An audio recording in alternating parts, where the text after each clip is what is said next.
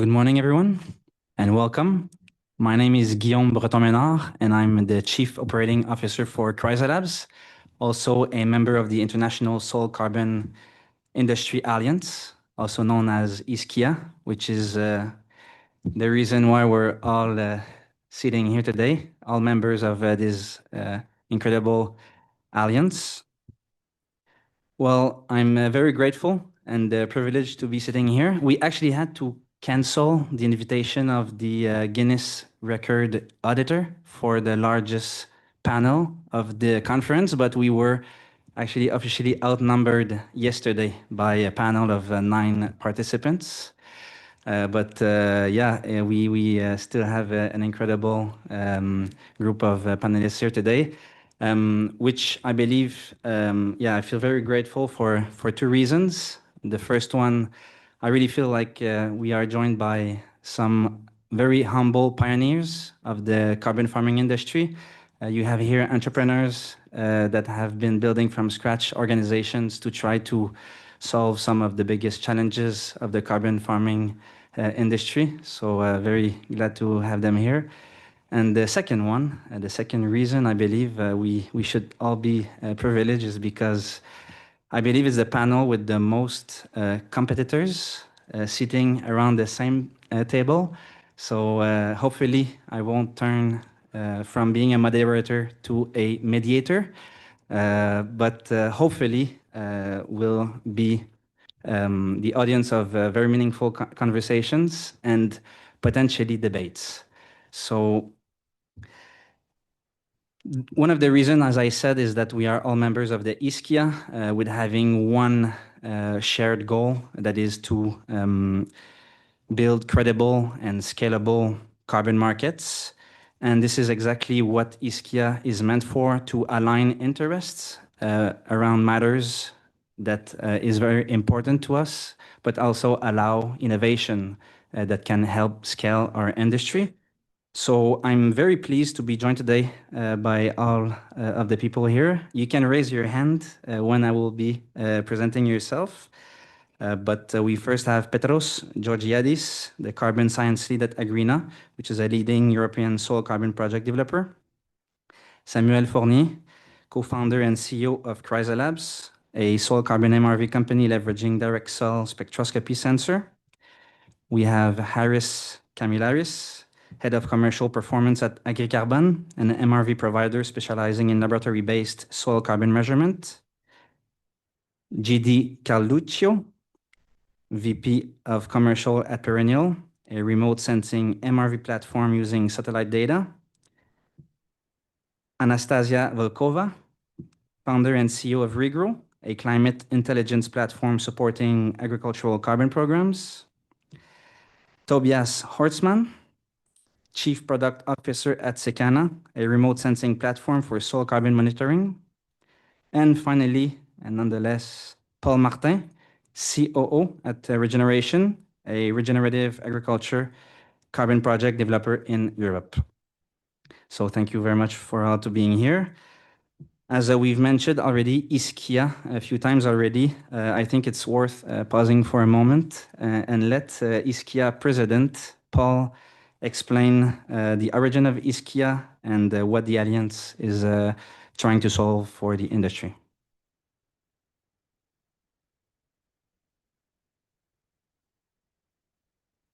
Thank you, Guillaume. Hello, everyone. Thanks for being here. So ISCIA, it's the International Soil Carbon Industry Alliance, was created at COP28 in 2023. And it's basically an alliance of project developer,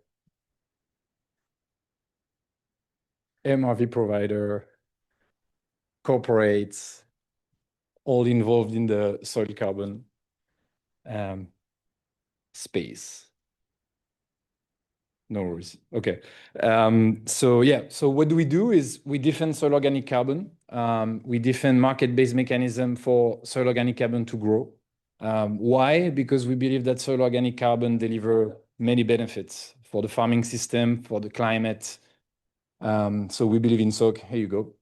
And so even if, as Guillaume said, we're competitors, and that's what we're going to try to underline today, we also share core principles that we think are absolutely key for this market to grow successfully. And so that's what we're going to underline today. Just briefly, because I think it's better if we just move straight into the conversation. How we work as ISCIA, we have two committees. We have a science and policy committee where we try to be involved on the review and lobbying of all the texts related to soil carbon. So EU CRCF, we interact directly with DG Clima on the dedicated act. We review the text before any expert group meeting. We engage on all the new version of Vera methodology, and we engage on new version of GRG, LSRG, all the texts that shape our industry. We looked at it collectively, we share notes, and we provide common comments in order for those texts to evolve the right way for this market to be successful. And we have a market and growth committee where we publish position paper to defend the market, where we communicate about the market. We have webinars where we try to tackle topics that are important for the market. We invite demand side, we invite big company for the demand side to share the webinar with us, and we try to go deep on some detailed aspect of our market. That's it. If you want to join us, these are the membership, like the member base at the moment. So you can see here, it's like everyone from like project developer, MRV provider, corporates doing soil carbon program internally. And we have big standards, observer members. And there should be a QR code at the end. We'll show it again, and you can join us, reach out to us. We'll be very happy to exchange with you guys. For the discussion, I think we can leave this slide on because it's basically the heart of what we're going to discuss today. And thank you for being here.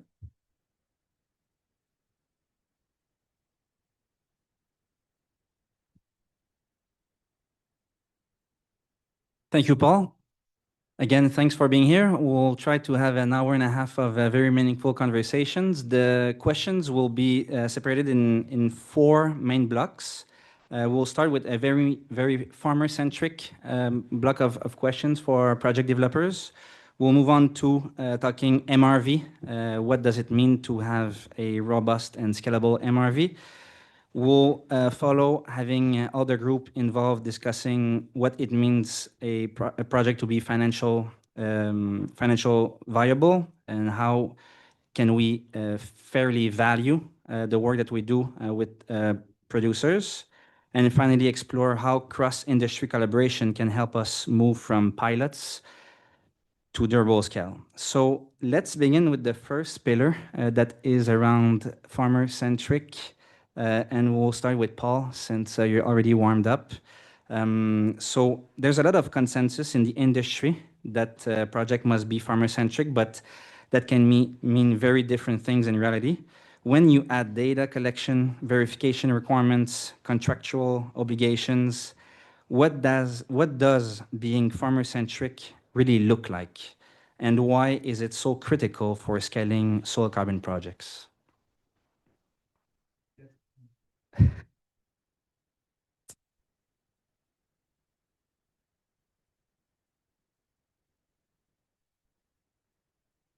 There you go.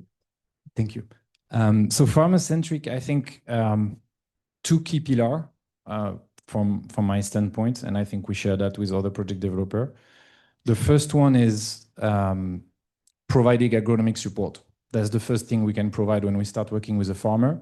So it's really, and we deploy agronomy on the ground. It's easy to think that a conventional farmer can change practices, just putting some cover crop, or it requires some technical adjustment, and especially when climate is challenging. So coming straight away with boots on the ground and being able to say to the farmer, these are the practices, cover cropping, organic fertilization, we're going to help you out. We're going to build this agronomic roadmap together. Before anything is measured, before any value bring in terms of cash, it's like the technical support. This is the first pillar for farmer-centric approach. I think the second one, it's communication about the program. Those programs are complex. There's some requirements attached to them. When we talk about the offset market, there's this concept of additionality, meaning that we're going to straight away look at what historically happened on the farm and on key practices that increase soil organic carbon, such as cover cropping or organic fertilization, we're going to sit with the farmer and discuss, okay, what can you do? Like, what can you do? You have some cover crop. Can we work on increasing the surface and with cover cropping, the biomass, the dry matter restitution? And we're going to look at the additionality piece. We're going to look at how much it costs also, because if we're in a program where there's no pre-financing, we need to be honest with the farmer at the beginning.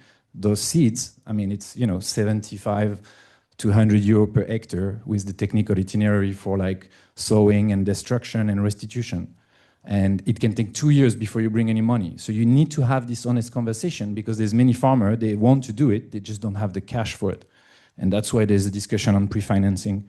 And when you work with some players, you can bring some pre-financing or some assets in order to implement practices. But when it's not the case, you need to be able to say to the farmer. That's, for me, the farmer-centric approach, is the honesty about what it costs before you can measure and sell any benefits, any soil organic carbon increase.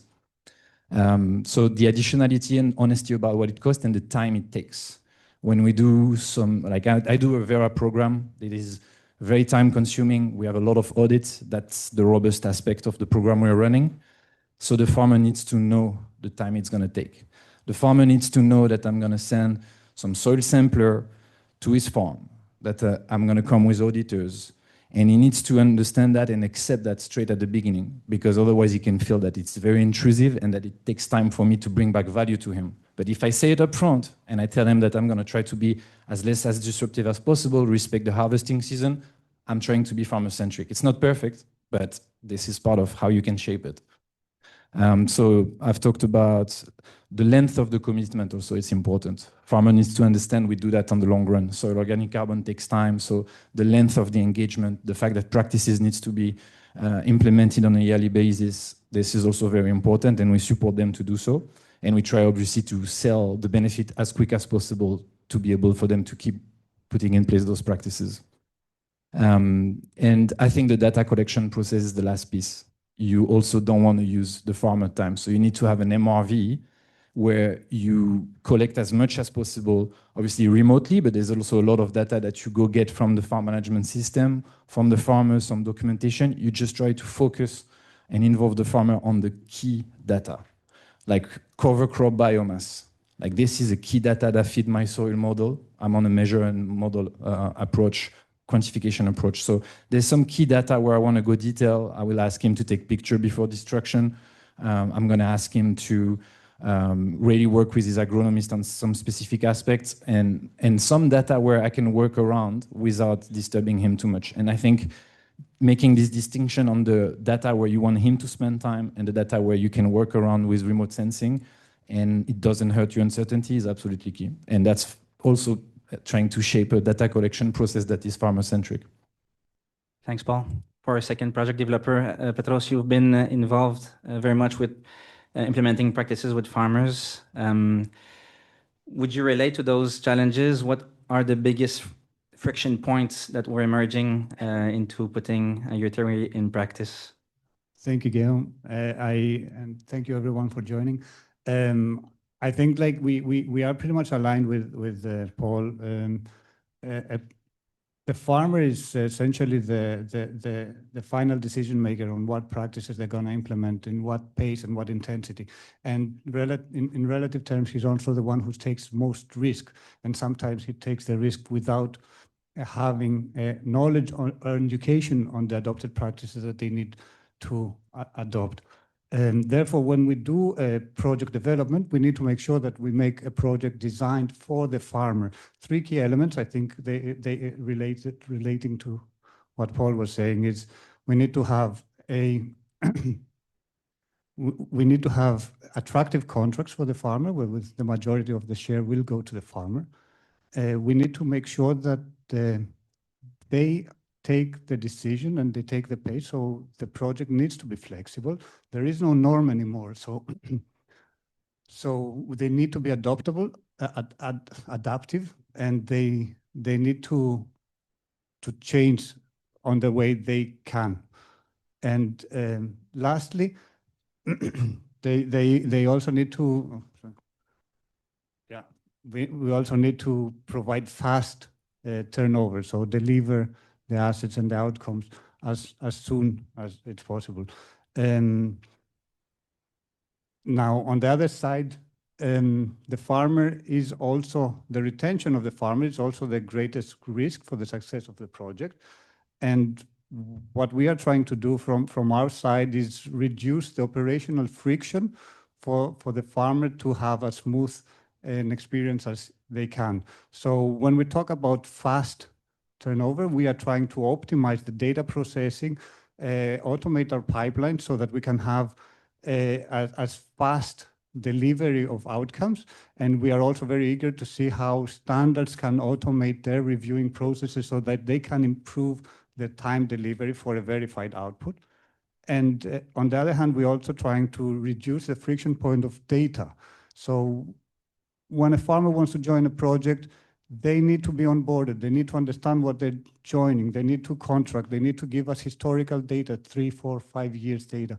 They need to, some of them need to have soil samples, be interviewed, and then every year give us data activity. That's a lot of data. So we are trying, from our side, we are using a hybrid farmer reported and remote sensing data collection interchangeably for data collection and for verification, where we have focused heavily on our customer success to have that experience smooth for the farmer, but we are also doing a smart user experience platform so that we can improve also the accuracy and reduce the errors of the data. And then remote sensing can come also for that accuracy point where we can. Thank you. Thank you, Petros. Well, I think it really shows that one of the most important part of a project, the MRV, which is the second block that we're going to turn into, is definitely not only technical, has to take into consideration farmer engagement, operational feasibility. So going into the importance of those key elements that were just discussed, I'd like to get each of the MRV companies' perspective on this question. As an MRV provider, how do you ensure you take into account the best practices enumerated by Petros and Paul? And how perfect does the MRV need to be at different stages of scale? So we can maybe start with those working closest to ground truth data and proximal sensing, starting with you, Harry. Thank you, and thanks for coming. So this is a really good question. I mean, it is always a balancing act, right? So it is about, okay, how do we balance the scientific rigor with practical implementation? So this is one thing. Balance it. There is an art behind every carbon project. So the way that we see it, it's very important what we mentioned about the farmer, right? So I'll give you an anecdote that we've been to farms to sample, and the farmers had no idea who we were or why we were there. And this is not a problem with communication, it's a problem with project design, right? So it is about ensuring that the farmers know what's happening, they are on board, so you don't have dropout rates. There are ways to implement, buffers and make sure that everything is balanced. But the one thing that's certain is we see that there needs to be a clear return on investment, right? Clear communication on that. So the way that I see it, it's not about sampling versus remote sensing versus modeling. It's how we balance everything to be as scientifically rigorous, but make sure that the practical implementations are there and they're taken care of. So yeah, that's the main. Maybe we can hear the perspective from Sam Chrysolabs. Thank you, Guillaume. I'll answer I'll try to answer the second part of the question. I agree with what Ari just mentioned on balancing the act between implementing MRV solution directly in field and the consequences on projects. But to me, I'd say that the second part of the question is more about the different stages of a project and how MRV should adapt to it. My vision specifically on this one is that there should be no compromise on the MRV right from the beginning. And I understand there's some questions about the cost and the investment in that, but cheap is expensive, and cheap can be very expensive in the long run. So imagine building a project and trying to be, quote unquote, more sloppy at first, and then trying to evolve your project and being more high integrity moving down. It is something that is not easy to do, right? You need to change a lot of different things within your projects. You need to change the operations. You need to change, perhaps, make different requirements to your registry as well, which is not always easy to put in motion. So we like to see going AAA right from the beginning and investing directly in your project. And I like also the way we're looking at this at CRISA is we feel there's a duty from the project developer in investing in high quality MRV, at least to support the huge efforts that the farmers are putting into sequestering more carbon in their farms. We are doing this. We are all putting together this large ecosystem to reward people that are working every day to change their practices and have a clear impact on climate change. So imagine a scenario where you are a farmer, you are within a project, and every single day you are contributing to sequester more carbon in your land. But because of the ecosystem and the architecture put forward by your project developer, you are not able to gain a fair share of what you've contributed for the planet because, at issuance or when it was time to sell your credits, the MRV was not done properly. You have, as a farmer, you've done nothing wrong, right? You've done everything you could and possibly could to affect and impact positively climate. But because of the architecture of the project and the MRV put forward, you're not able to get a fair share. And if that scenario was to be the new norm, this will definitely kill our business. So we need to be, there's no way to compromise on the rigor of the MRV. So I don't believe it can adapt. It needs to be good from the get-go. All right, maybe going to more remote sensing approach. GD, if you want to go. Hi, everybody. I agree with Sam. Like I said, we make sure that from the beginning, we are partnering both with project developer and farmer. Some people are like, oh, you're using remote sensing, so you never see the farmer, and that's actually not true. We always take soil samples, some with our friends here in the panel, and we actually show up in every single farm for data collection, and we make sure we have a big emphasis on the personal aspect and the empathy.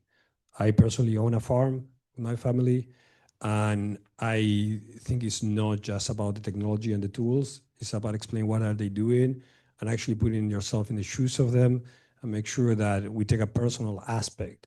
This is people's lives, people's incomes, like they live in this farm.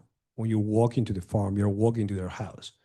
You don't let everybody walk to your house, so you should be the same approach there. So I agree. It's project design, communication, and putting, like I say, the human first before the technology or, whatever pick you want. Tobias, do you share same vision? Yeah, sure. So when we talk about data quality, I think it's also important to distinguish the types of data. I would say we have three types of data. One is soil data, which we talked about a lot already. The other is climate data. And the third one is the land management practice data that was talked about a lot by the project developers on the stage here. I think in terms of soil data, there's a lot to it, and I will keep it short. We just wrote a sampling handbook for Vera together with Agricarbon. So there's a lot about like how to do good sampling design and how to take to the right lab MLS, etc. So that provides really guidance of how to ensure that you have high quality soil data. You can augment that with digital soil maps or with model assisted estimations to get even more out of those samples. And that's basically what we do quite a lot as well. In terms of climate data, that's not needed for measure and remeasure, but it's needed for measure and model. And that is actually reasonably easy to get globally access to. It has some uncertainties, but that's not that bad. So I would skip over that. I think the other more important aspect is the land management data that is either coming from a farmer or from remote sensing data. And that is, I think, really, really critical because if you use a biogeochemical model and that biogeochemical model can be perfect, but if you feed it with poor data, it will not pass the true up. And I think that's a risk that every biogeochemical model user has, that they really should be sure that they feed good data into that model, especially for those inputs that the model is highly sensitive for, because otherwise they might fail the true up. Even the model actually was good. It might have failed because of the data. And that's why We help our clients assess that risk and understand that, and then also point them to what type of inputs for the biogeochemical model are the most important ones to get right, so that they don't have issues at the true up after 5 years. Right, maybe finalizing with Anastasia, operating in different markets and industry types, would you agree with what was discussed?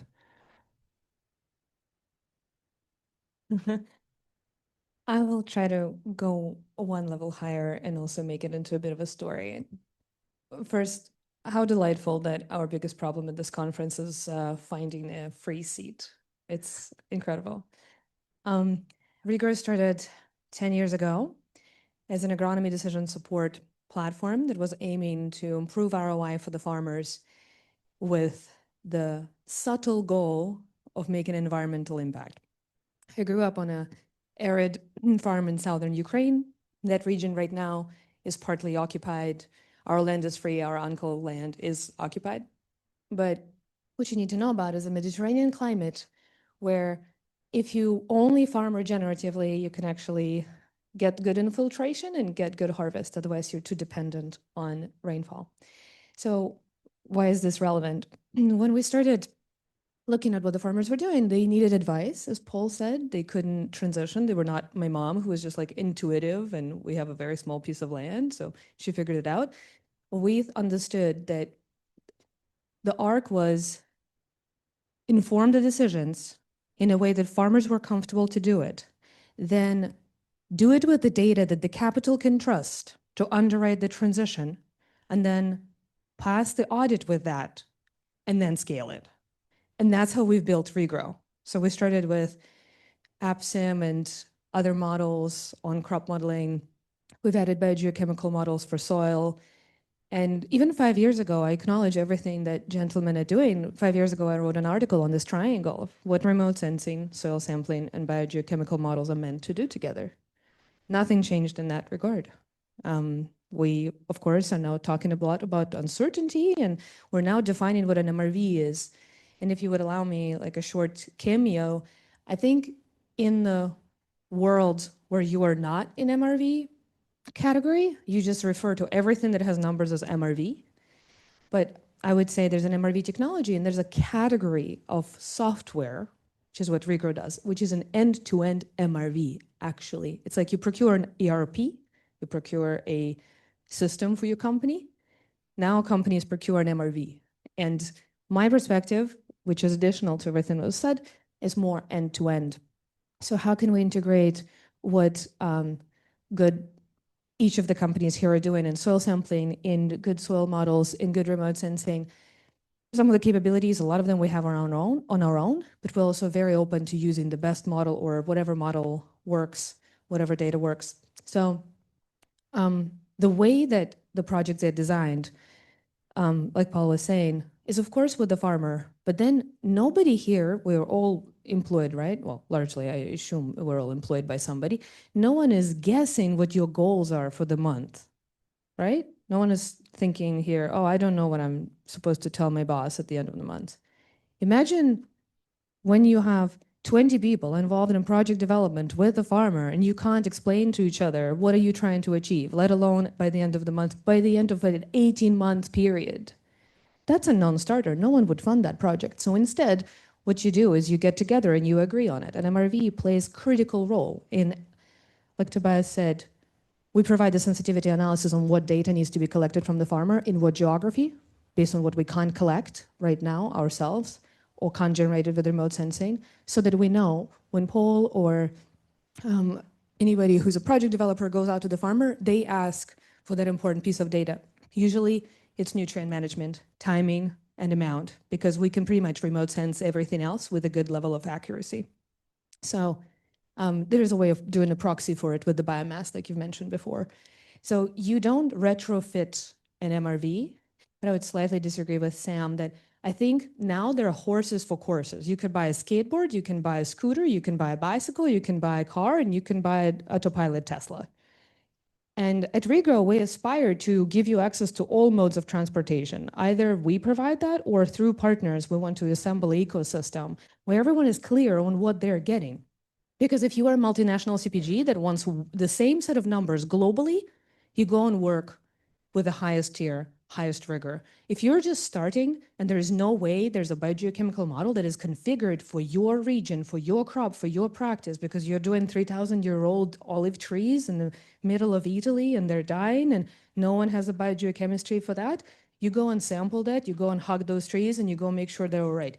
So it's a very different approach, and I personally think they're all valid because we need to take everyone by the hand from where they're at and move them to the next spot. Thank you so much, Anastasia. And we finally reached our first disagreement. So I hope You're more will welcome. come. Well, you just said it. There are multiple pathways to maybe reach common objectives and goals. So we're going to get into more and more sensitive topics around one of the topic that we often discuss between project developers and MRV systems, which are the trade-offs and project economics. My question for most of you all is the following. How do we maintain scientific rigor and credibility without making soil carbon projects operationally too complex or financially unworkable? What are the real trade-offs you're seeing between cost, speed, and confidence when projects move from pilots to being able to scale? Sam, you can start. All right. I believe there's always some trade-off, right? Because trying to reach 100% accuracy would be non-economic and perhaps not first even impossible, but also not economic for most project developers. So there's always a balance that needs to be found. And this is really where most of the MRV currently today is focused, is on finding that specific equilibrium point between the amount of money you are able to put down on the operation of your MRV in regards to the possible reward, which is basically the amount of carbon assets that can be generated within the project at a specific price that you're trying to get from that market, right? So there's a way for MRV companies to get to a specific, let's say, optimized return on investment point. And that's where, at that specific point, this is where farmers are getting from the best way possible compensated from what they're actually doing in field. And this is what we are all trying to achieve. And I can agree that there's no different way to get there. But at the end of the day, this is what we're really trying all here to focus on. And talking about some trade-off, the thing that I want to highlight, I've talked about rigor earlier, and I stand there, but there's also more and more buyers that we're seeing are getting way more sophisticated, right? So they have, large buyers have due diligence expert, and people are having more and more scrutiny within the assets that they're buying in the market. And for some that were involved with some in transaction lately, it seems like the due diligence processes are just getting longer and longer. So they are getting pretty sophisticated on trying to understand exactly what's going on from an MRV perspective.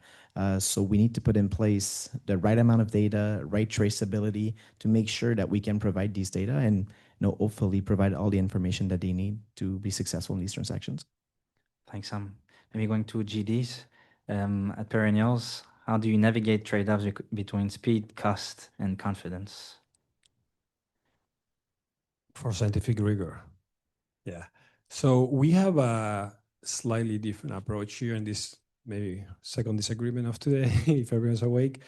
For scientific rigor, we start with policy and science. So we spent the last 4 years working with Vera to bring BT14, which is a digital soil mapping tool, into the registries. And now we're working with Climate Action Reserve, Gold Standard,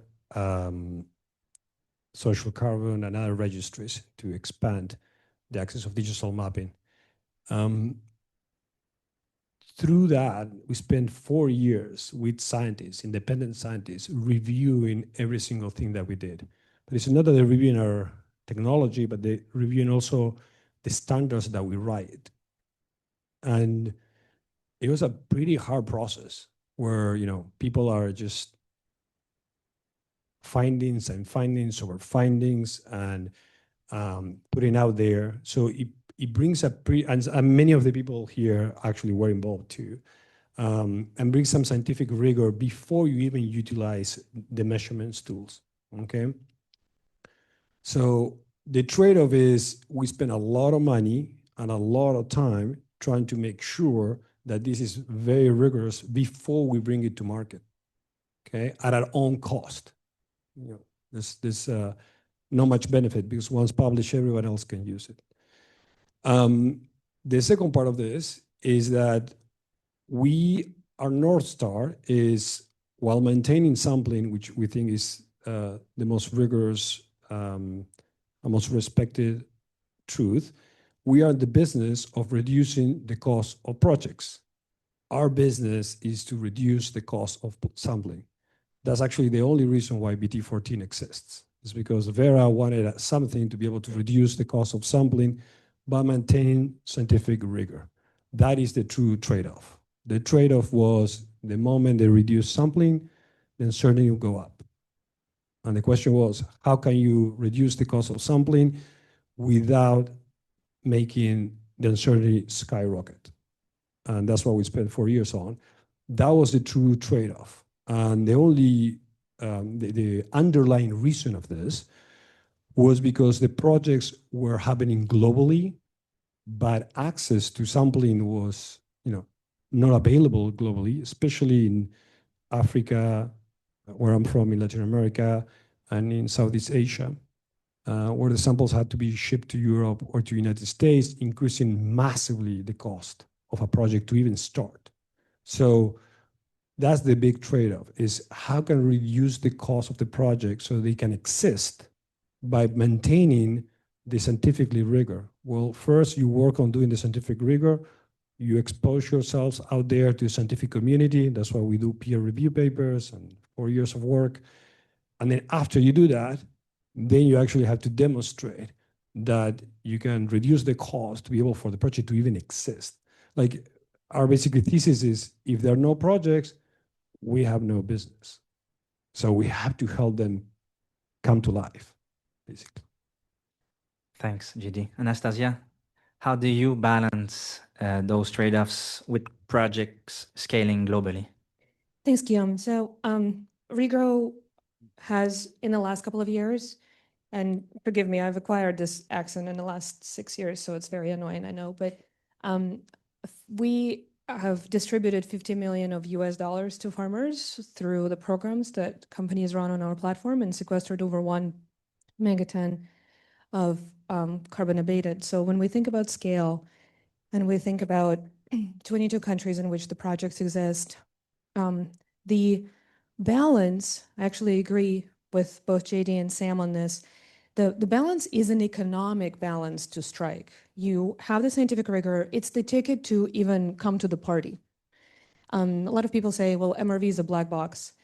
We have such rigorous reviews that we all have to go through multiple levels of audits, and we have reports on that, so that there's actually an authority. Registry appoints an auditor, and they're an authority of whether we're doing things right. So if you're in doubt, refer to the audit report.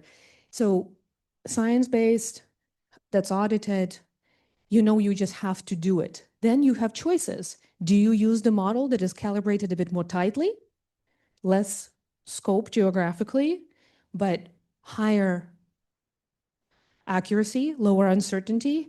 Where can this be advantageous? Let's imagine a company works and they only work in one country. They only have farmers in one country. You can use the model in that case. But we work with multinationals all over the world. Some of our projects are multi-million acre and they're multi-continental. And we've trained models locally, but they can be the size of the US, they can be the size of the European temperate growing zone. So in that case, you don't want a farmer in the same project get different answers if we have a border between, Belgium and France randomly goes through someone's farm. That's unacceptable. So I'm giving you an example of how the rigor and uncertainty get balanced in that case. And completely agree with what was said in terms of you need to reduce the cost of sampling so that you can use the sampling very wisely. But sampling also has its own uncertainty. I know there are brilliant people that are working like Agricarbon and others on reducing that uncertainty. But let's just remember, we send a sample from the field to the lab that is very far away. And technically, we can do that twice and get very different results. So can you imagine mixing that inaccuracy and uncertainty with the model? There's actually a lot of scientific research that's showing that just modeling is better because you have comparable numbers on the baseline and the actual, and you keep propagating them.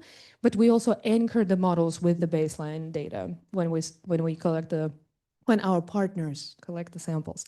So I do believe that we've come a very long way from 5 years ago when we literally had this debate of, is it a true trade-off or is it a false narrative? And in that article, I wrote as a false narrative that you can have rigor and scale. People did not believe that that's the case. You'll hear later, I'll speak in after lunch at the plenary, and we will talk so much about uncertainty and risk. But you will hear some of the numbers there. At large scale, you'll get a preview from me here, on a project that has a few crops in the rotation, so not 5, but not 2, a few. At large scale of that project, you can get uncertainty down to below 3%. That is remarkable. No one even at Regrow thought that that was possible 5 years ago when we started. With all of the data and mindful uncertainty propagation and collection of the samples according to where the model says they need to be collected. So that's what's possible.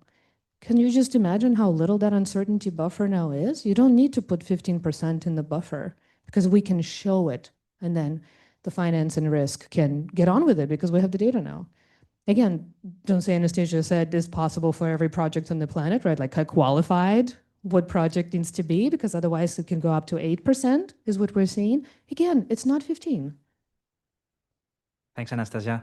Maybe Toby, working on large-scale projects, how do you approach those trade-offs? What keeps you up at night? Yeah, a lot of things. I mean, first of all, plus one to what was said before, that at scale, it is easier to be scientifically rigorous because uncertainty tends to cancel out at some point. So that's definitely an invitation for everyone to go big. And I also have a big plus one to what Sam said in terms of finding the sweet spot of scientific integrity and economic viability, which is, by the way, this kind of Venn diagram in the middle. And that's what we at Secana also really focus on. And that can be quantified. It's basically an economic quantification of what's the optimum return on investment there. Under certain safeguards or under certain barriers. And let's maybe talk first about these barriers. So first of all, there's obviously this minimum threshold of integrity and compliance. That is basically meaning that any estimator that you use, if you use a biogeochemical model, digital soil map, model-assisted estimations, just sampling, should not be positively biased to prevent any overcrediting. And the second thing across methodologies is that you have to make a conservative estimate, which basically means that all the uncertainties have to be properly quantified and deducted for. So it's the job of methodologies or like standards to write those methodologies and VVBs to enforce them.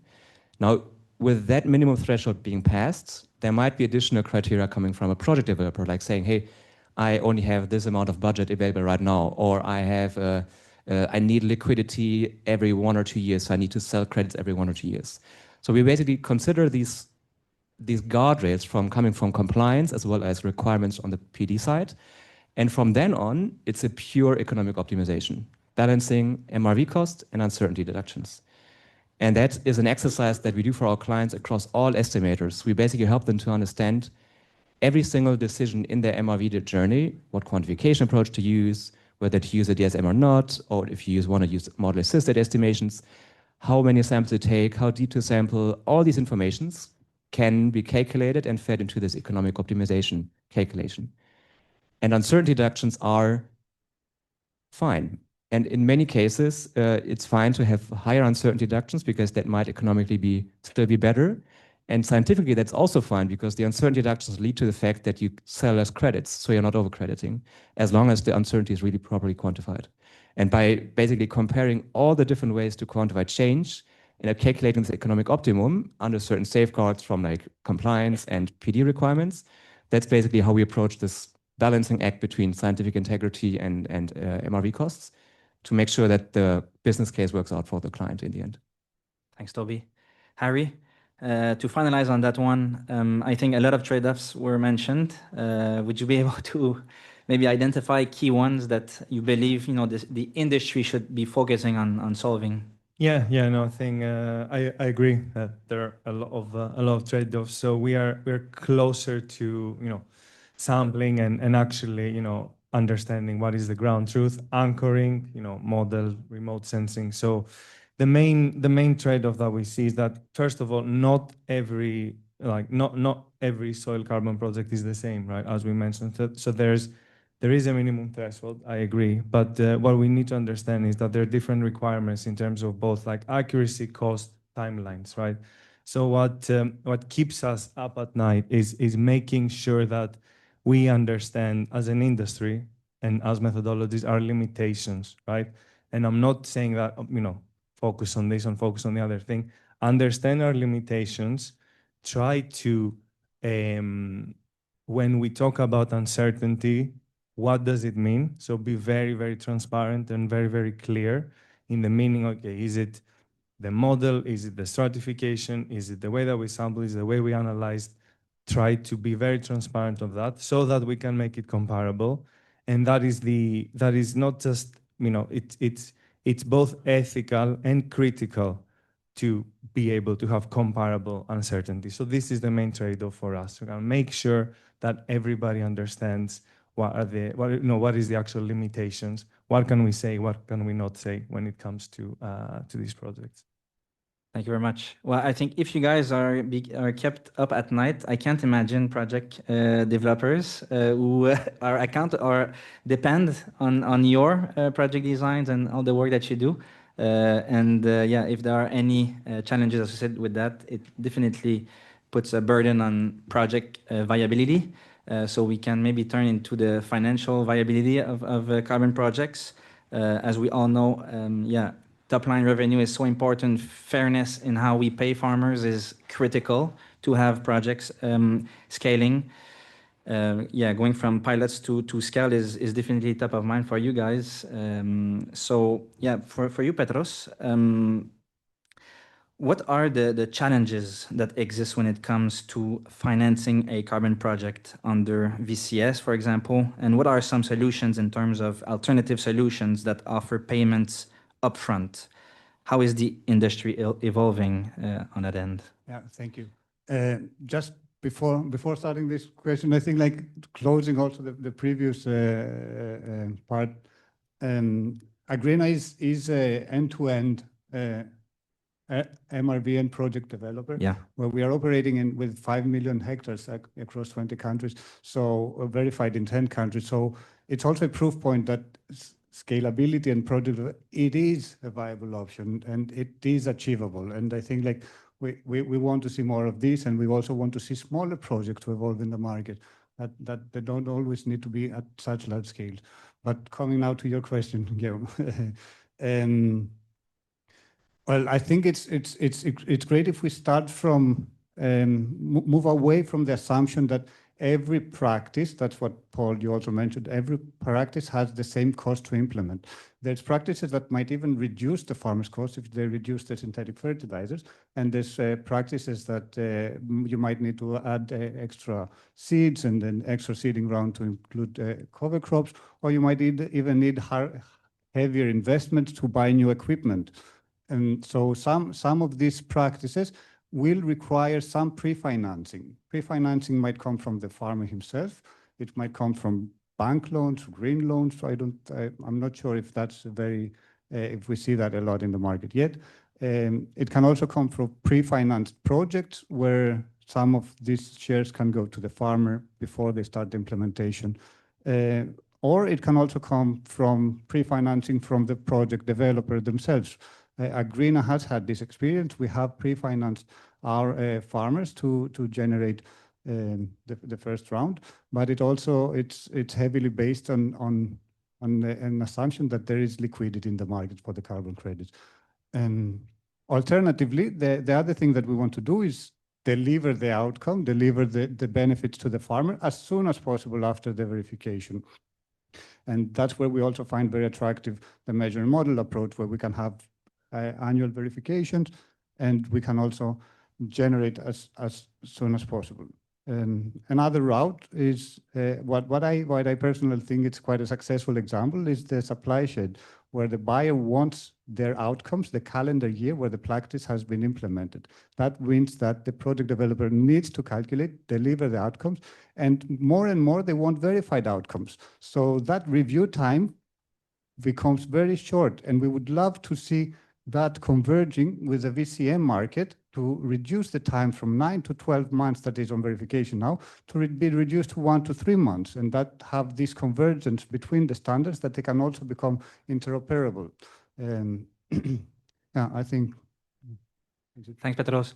Well, going to Paul, and Paul, you will allow me to maybe extend my question, because I think it's super interesting what you just mentioned, that Agrina is actually internalizing all the MRV effort, and this is a conversation we had yesterday, maybe a small elephant in the room that could potentially grow, we don't know. But how is MRV internalization a strategy for financial viability for your project, or what's your vision in terms of financial viability? If it's of interest to you to discuss that, of course, but I think it's a hot topic from.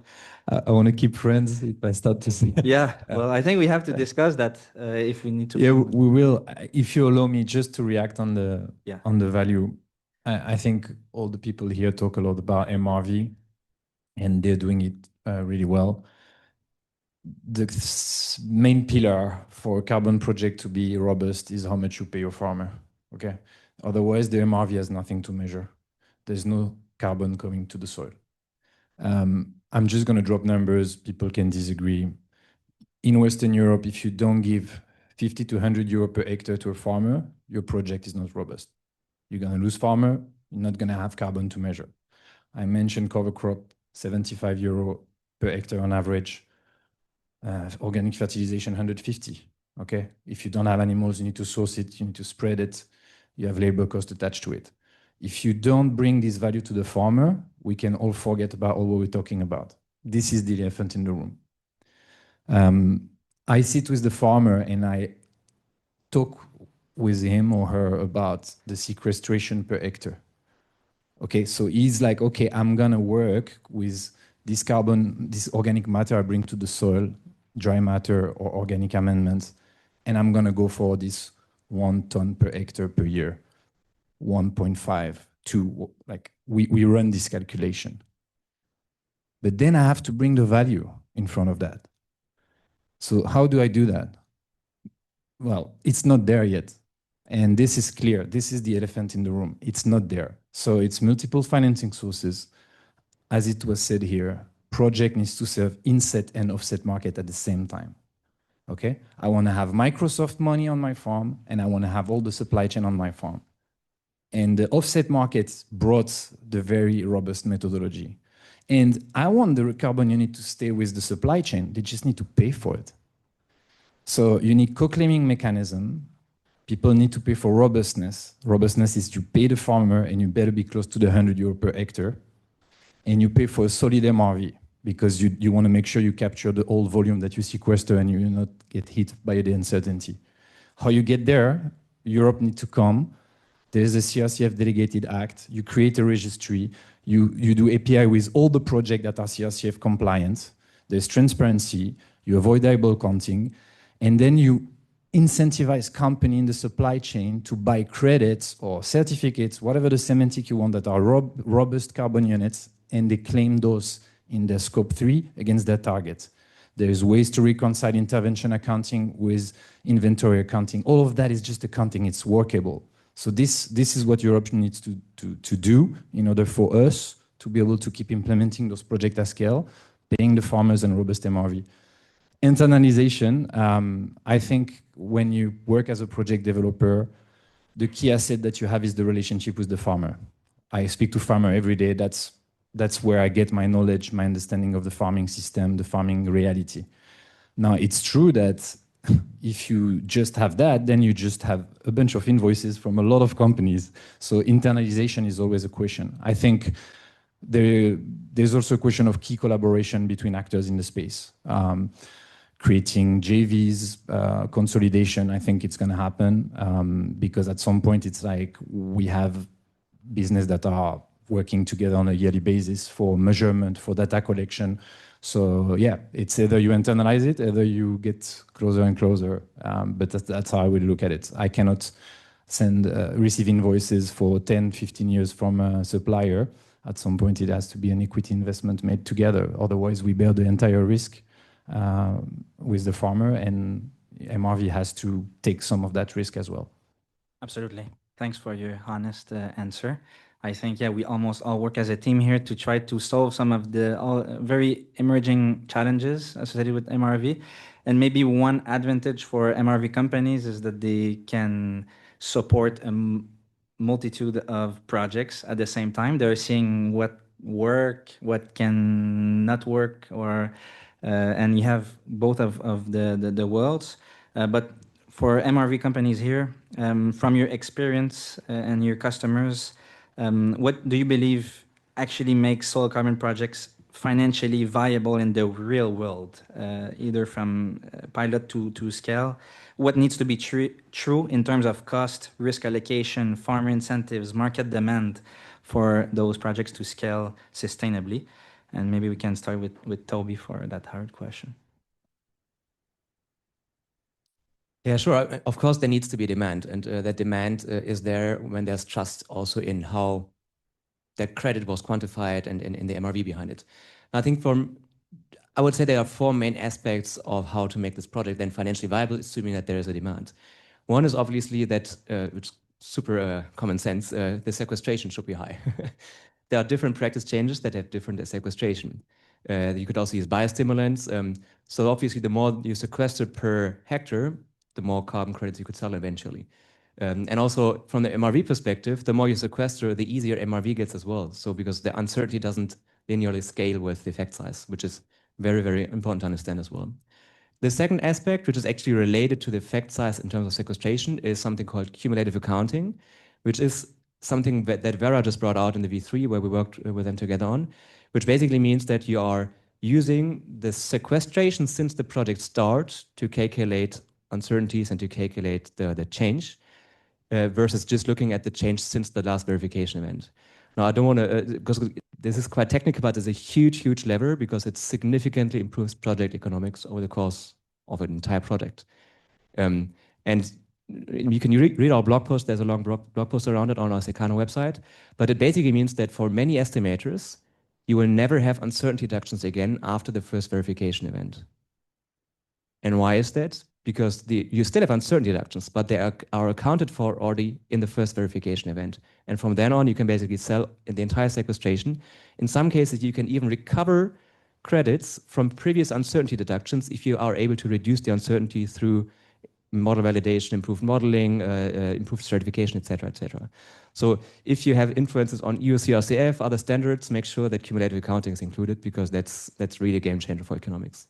Now, point number 3 is that scale of a project is critical. That was discussed earlier already. And there again, like statistically speaking, uncertainty at some point kind of cancels out. So easy example, if you do measure and remeasure, and you're looking at the variability of organic carbon in soil, it doesn't matter if you have 5,000 hectare or 500,000 hectare, the variance often tends to be the same. Sometimes the variance is even smaller in larger area than for smaller areas, which basically means you need the same amount of samples for, let's say, 500,000 hectare than what you would need for 500 hectare. And obviously, if you generate revenue on 500,000 hectare, you have much more leeway to pay for the samples that you need to do that.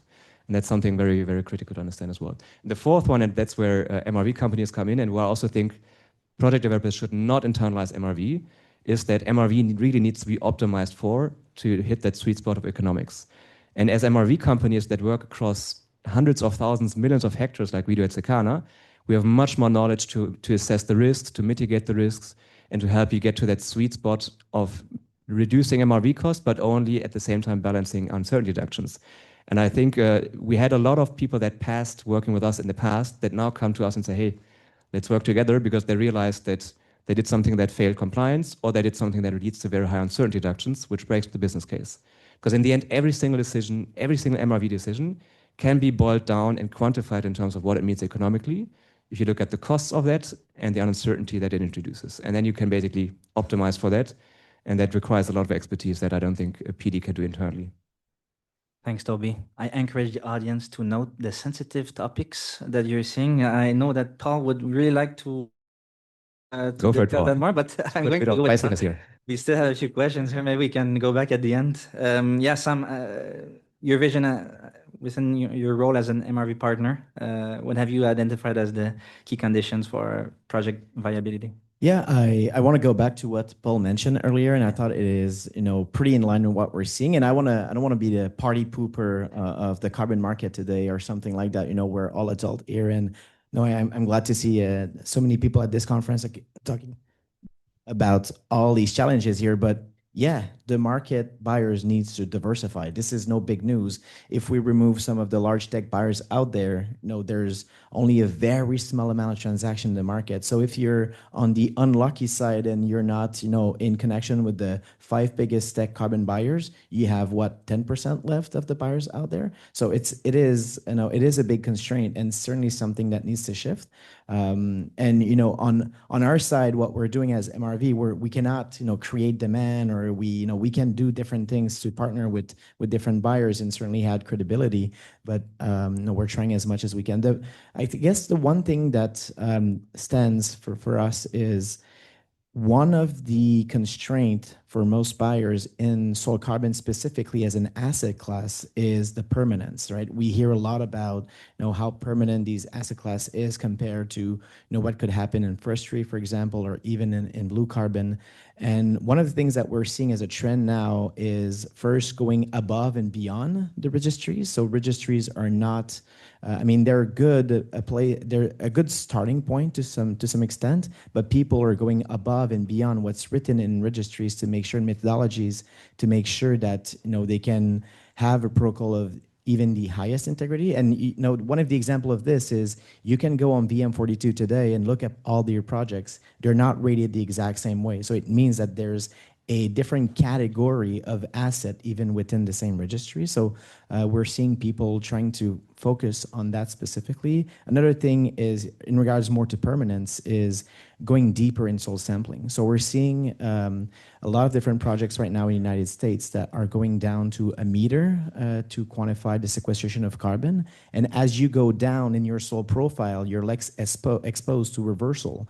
Now you have root zones that are putting carbon deeper and deeper, and that specific carbon could be valued very differently because the risk of reversal because of practices like tilling is way less at risk. So that's something that we're seeing. And one of the thing that we're seeing a lot internally at CRISA, and I don't know if if it's us invented that specific term or if it's in all of your companies, but we see MRV as not OPEX, but really CAPEX, right? CAPEX is yourself, your company investing in asset building. So we are a piece of your CAPEX where we're investing in building an asset. Carbon is a financial product that can be traded, and investing in your asset means that this sits on the CAPEX portion of your P&L. And this is kind of really how we believe we can structure the financial of project developer in a proper way. Thanks, Sam. Anastasia, did you want to comment on that, or you were not supposed to, so don't feel obliged, but I would love to hear you. You seem to be thinking a lot about what Sam was talking about. Yes, I would like to add a complementary perspective on scope 3 and value chain collaborations. So we do very little in offsets, in carbon credits. Regro's main book of business and the privilege of supporting the customers is agri-food value chain. We work with top 40 of agri-food bev companies and with their supply chain partners. So how does what Sam said actually implement itself in the agri-food supply chain? So I think of Regro as the largest independent MRV for ag globally, and we're in the business of risk management and resilience for agri-food system. We're really not in the business of carbon farming necessarily. There will be multiple things that we will realize as a community as to what is good to do on the land. And we will figure out how to help the farmer get paid for it. And there'll be so many versions of this over the years. And I think as long as what gets measured, gets managed, and gets paid for, Regro will spend time in that place. So when we're thinking about viability of projects for regenerative farming more broadly, I see them as critical risk projects where, for example, if you are in barley supply chains, your adaptability of barley is running out of bandwidth with current climate. If you're a beer company, it's very likely that the farmers will either be able to grow barley with too high of a protein content for you, and then they will have to drop it into the feed supply chain, which is not good for you, not good for the farmer, catastrophic for the value chain that has billion-dollar assets. I am not someone who drinks beer a lot, but it is a value chain that makes money for the farmer, and it's part of a cultural heritage on a national level for so many countries. So this is just a identifiable example when you're going to be at dinner drinking beer. Think about who you bought it from, and maybe check if they have a resilience program. It might get more expensive. So to me, the robustness of the projects and investments is directly connected to risk assessment, which we usually help companies drive from the data perspective. So we have the monitoring and the practice, outcomes, and risk data on 1.5 billion acres around the world. It's 52% of the world's arable land, down to the field level 7 years back. That's what the corporate platform of FreeGrow looks like. If you want to see it live, we'll show it at the AI workshop tonight with Matthew. What companies can see there is, where do I optimize? Where do I go to any of the gentlemen here and start a project in that area because I have risk, and risk of yield loss and yield instability, of prevent plant, of damage from flood and drought is highly correlated with conservative, conventional farming methods. I'll share it maybe in some numbers later today as well, but the regenerative farm is 12 times more likely to plant in a flood than a conventional farm. That's what we see in our big data approach. So the level of risk, when you've taken all the loans, when you've bought all the seed, when you did everything, is very high. So now conventional farms are starting to be seen as potentially a stranded asset. A lot of us understand what that means from finance and asset management. It means it will not be investable. So I wish for my entire panel of colleagues a boon of realization of climate risk investment requirements. Thanks, Anastasia. JD? We know that you're sensitive on MRV cost. So, working with your customers, what have been and how have been some key conditions for project viability and success? I think we talk a lot about MRV costs, so I'm going to take a different angle. I'm going to agree with my friend here who wants a revolution. It's all about the money in the farmer's pocket. That is the truth. And I can tell you by personal experience that we changed our farm, the grazing side of our farm, which is about 800 hectares in Uruguay, to run an AMP, which is basically manage more intensively the grazing. Why did we did that? Because they pay us 10% more of the price at the time they were selling our beef to export as grass-fed into the European Union. Period. Money in the pocket, happy to change things. No money, go back to all things. So as an MRV, yes, we try to minimize the costs and everything, but I'm going to agree that unless you're paying to change the behavior, it's just not going to happen. Period. The one other point I will make on this, which I'm glad he said 50 to 100 euros per hectare in Western Europe. I really like that you were that specific, because we work in every continent except Antarctica, obviously. I know. Yet, hopefully we can keep it that way. I know. But like $10 in an hectare in Kenya is like paying someone in Brazil $200. And it's like paying someone in Iowa $1,000, or in France. So it's the same dollar. It just has an incredible difference for a 1 hectare landholder farm in Africa, in France, in Brazil, it changes. It's the same dollar for the CPG, it's the same dollar for, you know, Microsoft, but it changes the life depending on where it's deployed. So it's extremely important, again, put the farmer first, sure that they get paid, and manage the viability of the project to make an impact, not just to count pennies and dollars. No one cares. Like, are we making an impact? Well, maybe the impact is just $10. Maybe the impact has to be 50 to 100. Maybe the impact has to be 1,000, depending on where you are. Well, whatever the impact is, focus on trying to help. We focus a lot on trying to help food companies and project developers to try to bring a little more empathy to the project from an even from an economically perspective. And like I always tell them, it's going to make an amazing story, and you actually can be proud of your program. You can travel to Kenya and see the changes, travel to Uruguay, to Argentina, to Bolivia, and see the changes. See the people being like, I am happy to be part of this program. That's I think, like at least what we focus on helping. Some mentioned we don't create demand.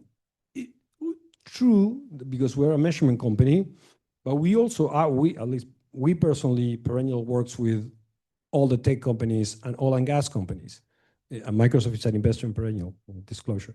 So we introduce project developers to everybody that we know that have money. Like I said, we can't commit to anything because we have to be independent and measure.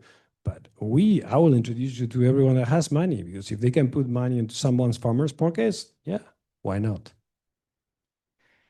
Thanks, JD. Well, we can hear it from the mouth of a project developer.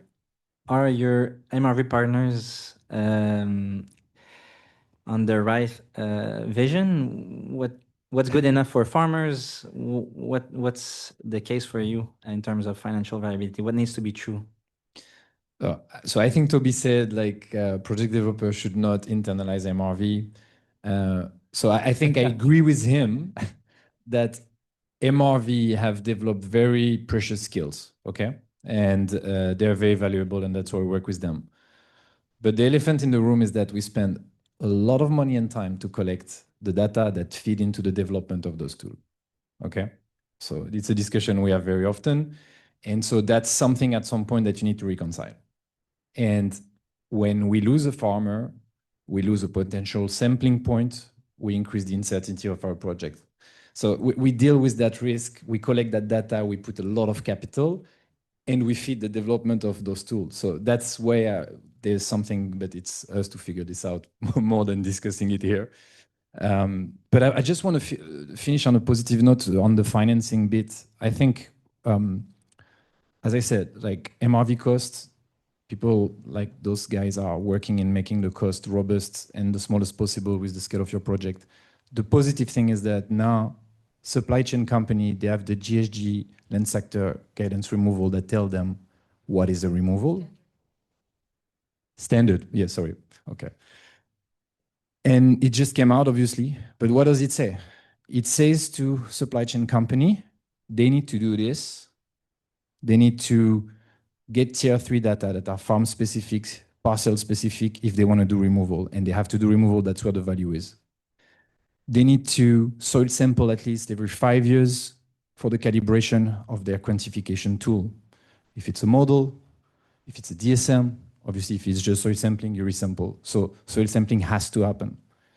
And what we see now is a lot of supply chain company coming to us and say, I want a Vera-like approach, because they know the GRG and SRG is not giving them all the detail, statistical equation to define the number of points, uncertainty, definition, confidence interval in your stratification, all those kind of things. So they say, like, let's be GHG and SRG compliant, bring your expertise with your MRV and your expertise as a project developer to do Vera-like project in the supply chain. And this is great. It's the beginning, but it's happening. And that's going to force co-claiming because there's a cost attached to it.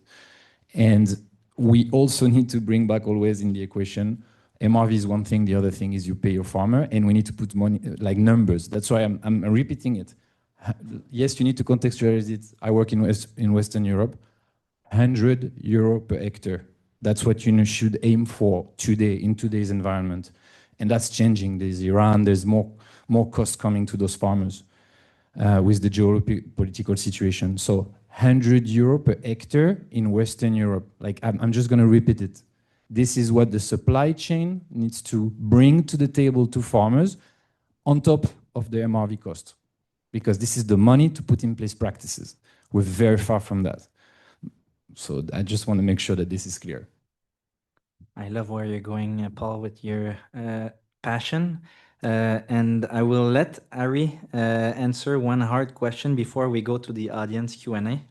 We still have a few questions, but I guess I'm seeing common faces here that are known to ask hard questions. So hopefully you will be tested.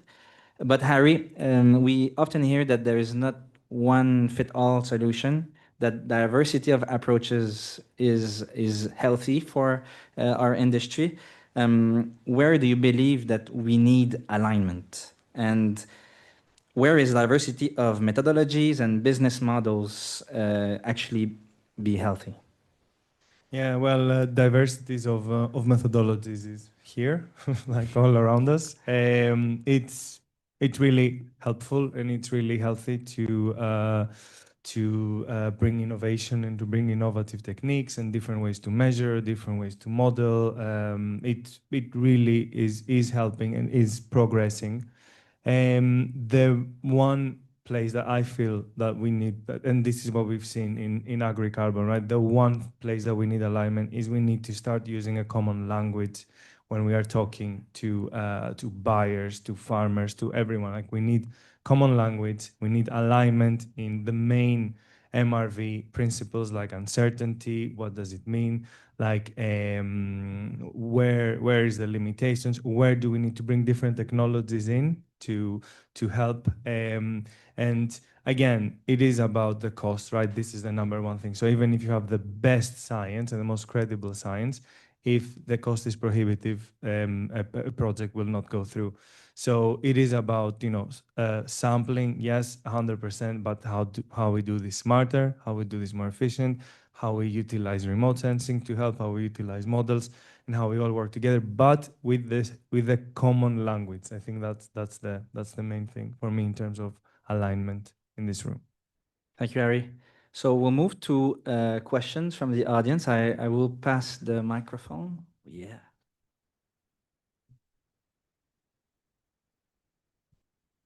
Hi. Yeah, thank you. I have a question about double claiming. So I agree with you that we do need co-claiming or multiple claiming. Inventory right doesn't provide anyone from saying, well, I financed it and everything. But so far, there is this SBTi GIG protocol rule that actually prohibits double claiming if they are sold as offsets, which I find completely illegitimate. But anyway, this is how it is. So since part of your business is actually to incorporate the emission reduction factors in the right way, and you had all this talk about fair payments and information to the farmers. So how do you deal with that concretely when you do sell offsets outside of the value chain? Sorry? Oh yeah, I'm Clotilde Tronquet from the Institute for Climate Economics.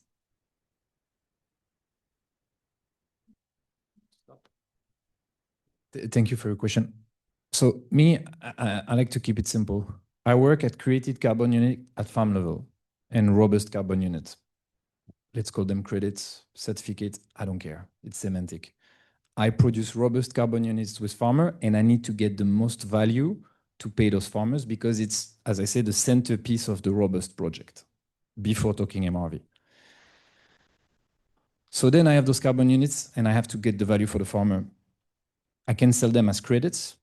I can sell them in the supply chain. It's not prohibitive. Like right now, if you look at the current text, you just need to have a dual ledger. You need to make sure that you, as a CPG, you trace what is, what you have. First, what is your inventory? So your scope 3 reduced because your farmer started to put in place regenerative practices. Your scope 3 reduced. Then, how much did you pay for that reduction? That's your claim. Because maybe other people in the supply chain pay, not you. So your scope 3 reduced because you were subsidized by other people. I think that's where Europe needs to use the current text, and you need to make people accountable. We need to know who in the supply chain is putting money at farm level. And people need to be exposed because your scope 3 can reduce. If you do nothing for it, everyone needs to know about it. And you need to show that your target, they don't move. Your scope 3 reduce, your target, they don't move. So co-claiming is, listen, we know that no one in the supply chain can pay for everything. So you need Europe to come and create simple methodology for co-claiming vertically when you have one commodity going all the way from the farmer to the retailer. There is ways to do that and still trace to tier 3 data. With aggregator and proxy at that level, there's way to do that. And then also on the rotation, we need to work on, there's some costs that you have to amortize over a few years because you only sample every few years. So you need to be able to bring the buyers on same location, and that's feasible as well. And that's where the traders and the aggregators have a huge role to play in the supply chain. And the credits give a right of first refusal to the supply chain. I'm happy to sell all my credits to the supply chain. I just want them to pay for it. Pay the farmer, pay the MRV, and make this robust. Of course, it has to be co-claimed. Otherwise, you're subsidizing other people. But you need to first create real incentive. So you put the light on the people that are free riding in the supply chain. We know who they are. There's ways to go and see who is putting money at the farm level. Create a simple structure so people have a playbook and they can engage with vertically, horizontally. And if there's credits going on the offset market, by the way, there's two deals in the offset market. It's Microsoft. Okay, it's one with Indigo, one with Agro. It's still a very small market. Okay, carbon farming on the offset for robust methodology, it's still very small. 2 deals, 5.5 metric ton for over 12 years. So it's the beginning. And let's see if it takes off. I hope it does because it will put pressure on the supply chain to go and buy robust carbon units. But I'm hopeful because now GHG and SRG is really using the same methodology. There's harmonization of what should be done at farm level for removal. You just need to have this accountability with the claims and clear co-claiming structure vertically and horizontally.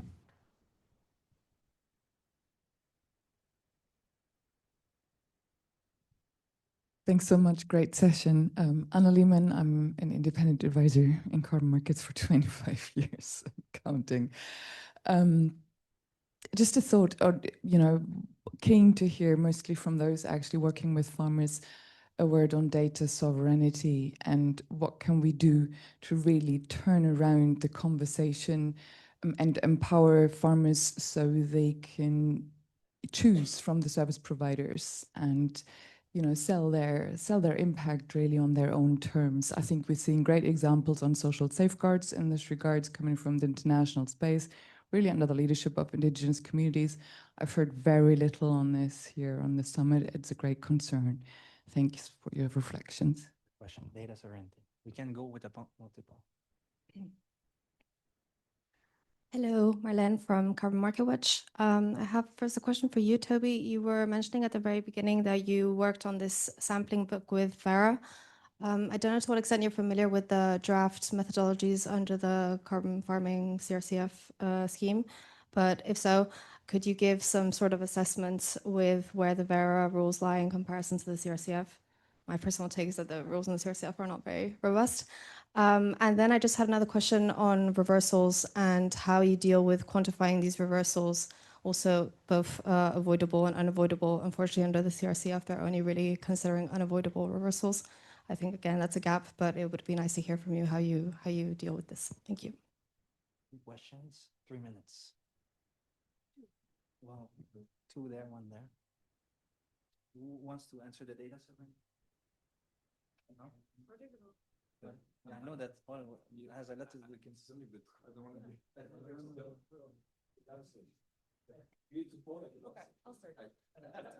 Well, you can see when you ask about data sovereignty.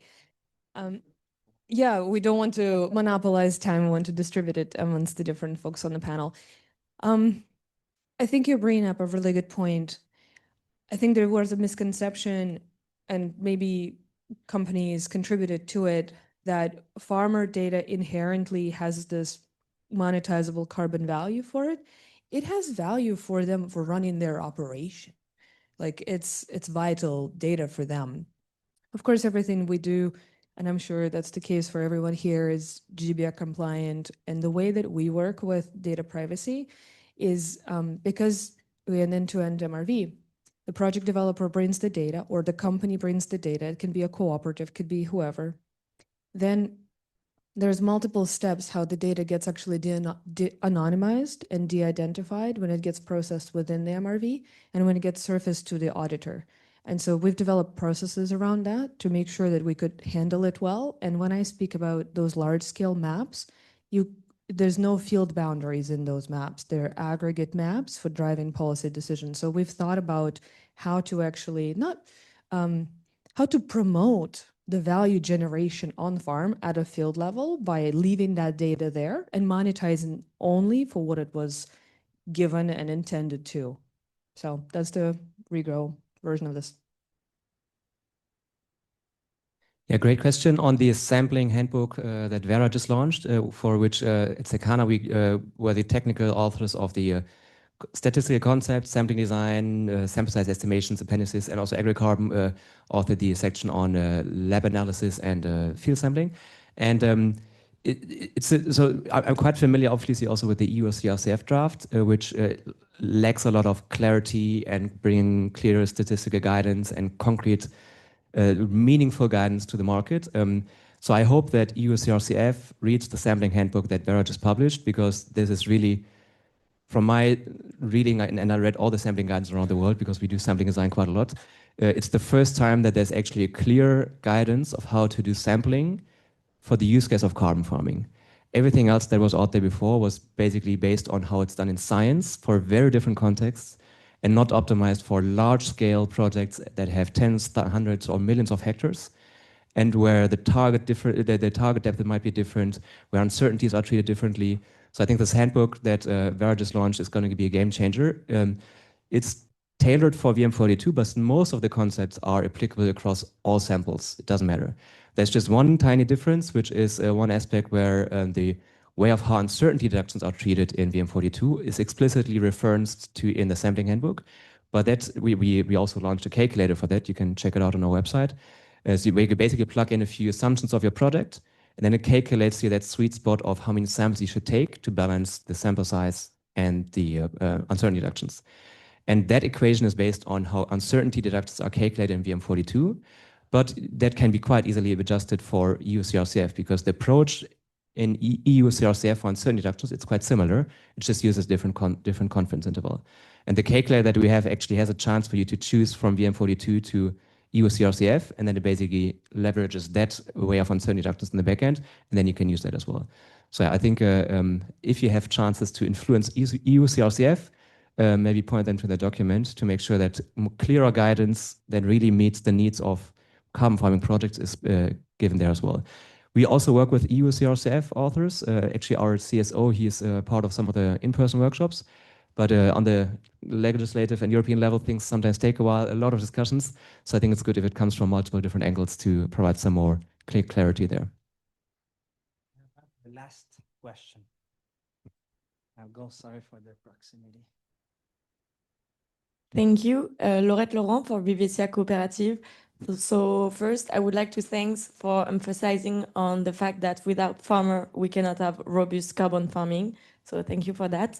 And at the very beginning, you said that you use remote sensing to ease the data collection and all the life of farmers in their reporting. Can you concretely say what type of data you can collect with remote sensing on farms management, please?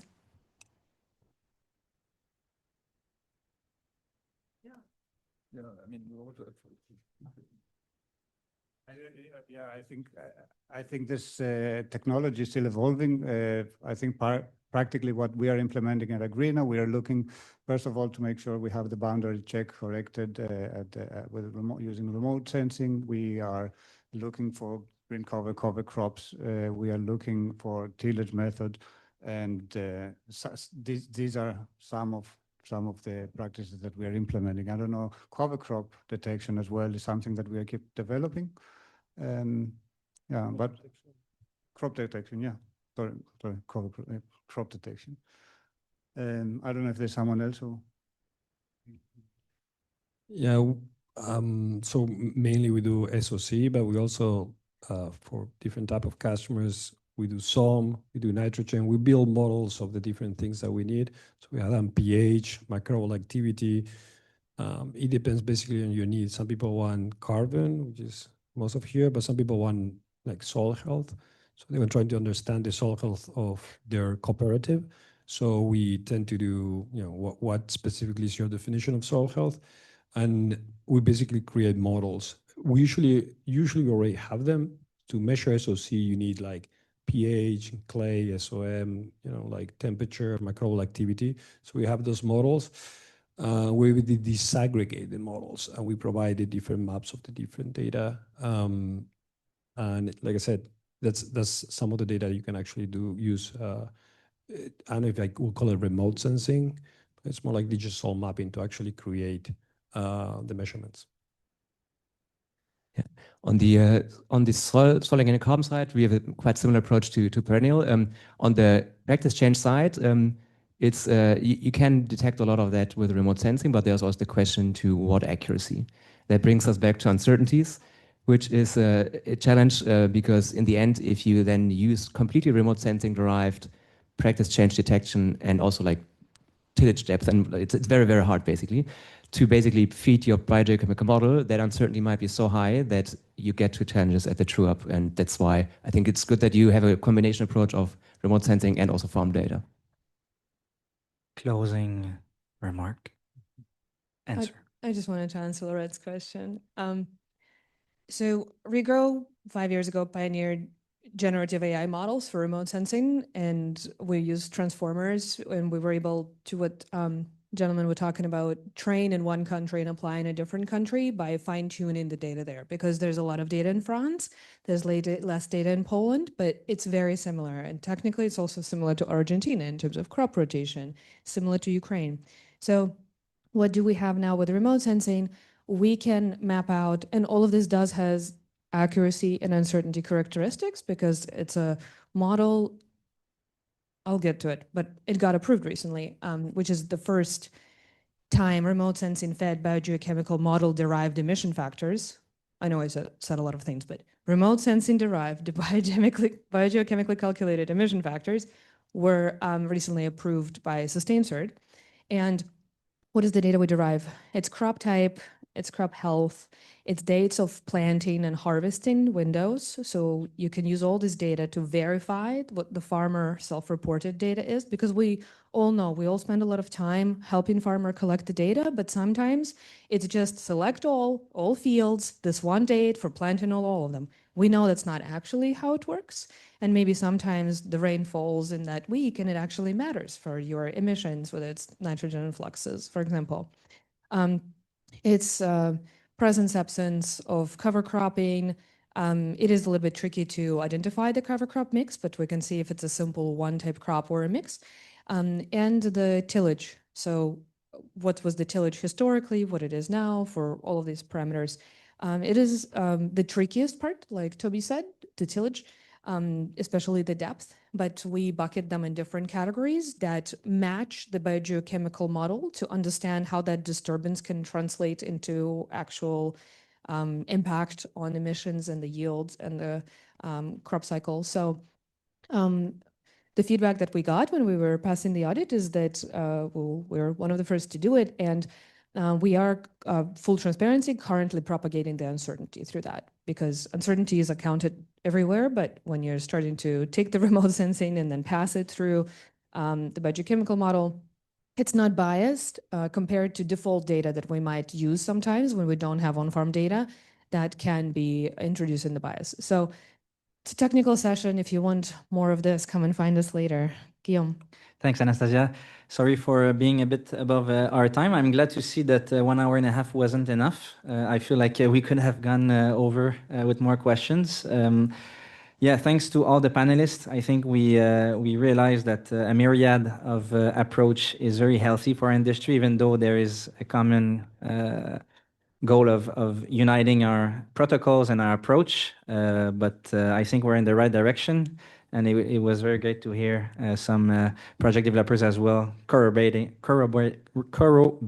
the view of our MRV partners right here. So I wish everyone a great rest of the day. Again, if you want to join the Alliance, the QR code is right here. And if you want to keep engaging in such delightful conversations, you're very welcome. So enjoy the rest of your day and your conference. And we are available to answer any questions right after the call, at the talk. Thank you.